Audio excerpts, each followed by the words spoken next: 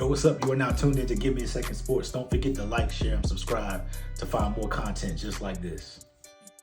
We don't ever speak on the 80s as one person, right? Like, who saved the 80s? Who saved basketball in the 80s? Magic and Bird. Magic and Bird. Right. They're usually identified as a tandem, and they wasn't even teammates. Like, they identified as Magic and Bird, right? So if they're in the top 10, and if they played their entire careers, like they was drafted together, and they together collectively saved the NBA, neither one of them was emphatically the singular face of the league. So if we're going to hold that against Steph Curry, then we got to hold it against them. It's kind of like the Kobe argument was like, oh, he had Shaq. Nobody ever says that about Magic and Kareem. It's like we pick these things about players and go, okay, well, this happens. Like, well, that happened with other people too. Does it help Steph Curry's case that the guy who's in this conversation for the face, he beat him in the finals 3 times? I think it does. I mean, it helps the conversation, but what I'm saying is that it's a toss up with so many different potentials while he's either in his prime or at the tail end of his prime. And while you're saying Magic and Larry Bird, LeBron. No. People had to team up to beat LeBron, and you know it. There were super teams formed to beat LeBron. Stop that. No, you stop. He started it. They just did it better. He started it. How did he start it? That's bull crap. How did he start it when the Boston Celtics came up with a big 3 to beat him? Stop it. That was, come on, stop it. That was a big 3.5. Now listen, bro. Stop. That was a big 3.5. I done already been on record as saying where I have LeBron all time. This ain't no LeBron hater stuff. Why do people say Boston teamed up to beat him? That was a big 3.5. But why do people say they teamed up to beat him? He hadn't won nothing. He had just got swept in the NBA Finals in 2007. They weren't thinking about him when they came together. You know why? But he was losing. But at the end of the day, he was still a candidate to come out the East, you know that he was a candidate to come out the East. He's great. But to say that we all got together to beat the guy that hasn't won, it's kind of absurd, right? Like we all got together to beat this 22-year-old that just went to the finals that's never won. They weren't thinking about him, bro. Them dudes were thinking about salvaging their careers because KG, Paul Pierce, and Ray Allen collectively, y'all seen what I showed y'all, ain't none of them do nothing before they came together, right? So they came together, which, and again, I don't personally mind, but a lot of fans and media look at it like they were formed, quote unquote, organically. Like management said, hey, we're going to do this and do that and put this team together. They wasn't the first superstars that came play together. Houston did it in the late 90s. They had Barkley, Olajuwon, and Scottie Pippen, right? We've seen so then why would you start by saying he started it? Because listen to me. The way players are doing it now, right? You look at the superstars of the league. There's no more Kobe's. There's no more Larry Birds and Magics. There's no more Steph Curry's. Where guys are like, I was drafted here. I'm staying here, right? Think about the superstars or Tim Duncan, right? Think about the superstars of this era, right? But they like journeymen. Kawhi Leonard on team number 3. Paul George on team number 3. Kevin Durant's on team number 4. LeBron's on team number 3. Did 2 stints with one team. Russell Westbrook's on team number 5. James Harden's on team number 4 or 5. Like these are guys with it. The MVPs, bro. Like KD won in 14. Russ won in 17. Harden won in 18. All them dudes been on 4-5 teams the last few years. You didn't see that back then.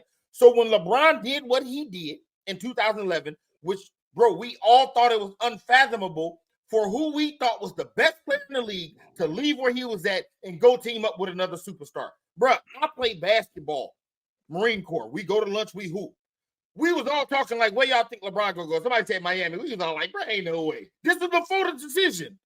We was like, there's no way he goes to Dwayne Wade's team. And then he did it.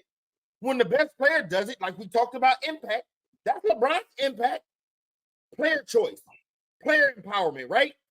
Everybody did it after that. If LeBron doesn't go to Miami, KD never goes to Golden State.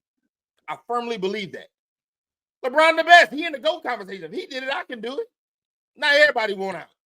So, and it's not a negative. Hey, some people, player empowerment. I'm simply saying the way LeBron went about it, we had never seen anything like that before. Ever. And then he did a TV special to say, hey, let me break Cleveland's heart. Right? Like, so he changed the dynamics of what players, because so when you go, people had to team up to beat him, he started it. He went teamed up with 2 dudes that was top 10 players at the time. And then did it again. right? Like, wait, Love was not a top 10 player. Stop. No.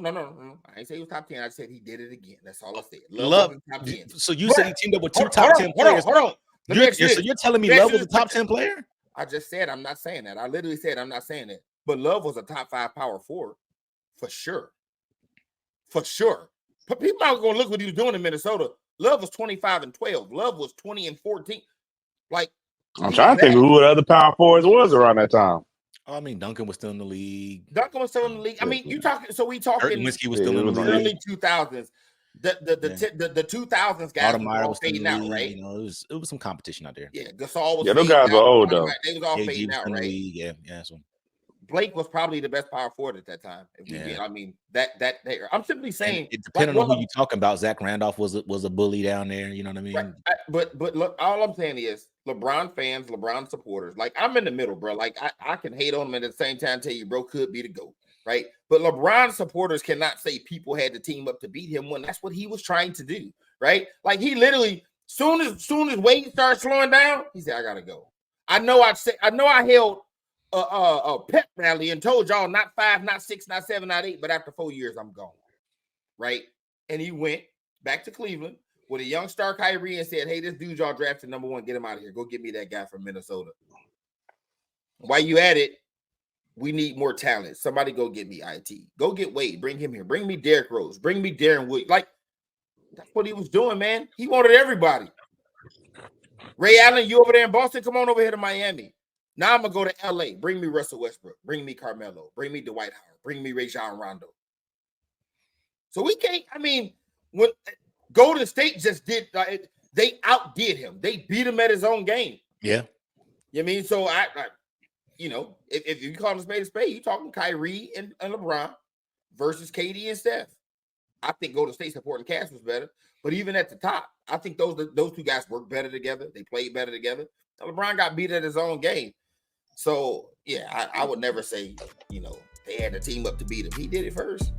Hey, listen, if you enjoyed this content, don't forget to like, share, and subscribe to Give Me a Second Sports for more content just like this.